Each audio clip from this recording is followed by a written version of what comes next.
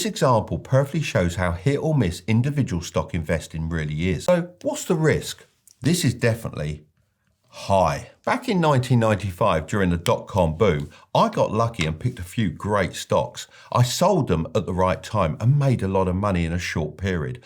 But when the bubble burst, some of the other companies I'd invested in, ones that cost me very little, went out of business completely, even though I ended up making money overall. It just shows how risky investing in individual stocks can be, especially if you put all your money into just a few companies. If they fail, you could lose everything. So let's look at how much my $100 investment is now worth. Let me refresh your memory. Here's what I invested in. So I'm going to throw a dart at the board, and as you can see, I randomly selected 20 different stocks, and wherever the dart lands, that's what I'm going to invest in. Now I've just got to put on a blindfold. Okay, here we go.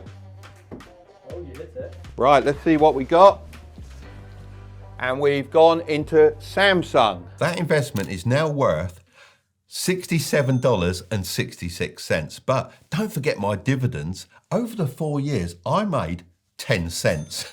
So that leaves me with a total of $67.76. That's a negative 32.34% return. This example perfectly shows how hit or miss individual stock investing really is. That dart could have just as easily landed on Apple, Microsoft, or Nvidia. So let's have a look at how much I would have made if that dart had landed a bit differently. A $100 investment in Apple 4 years ago would now be worth $170. The same investment in Microsoft would be $188. And, drum roll please, Nvidia would be worth $908. Those stocks have boomed in recent years, and luckily I have some of those in my personal portfolio.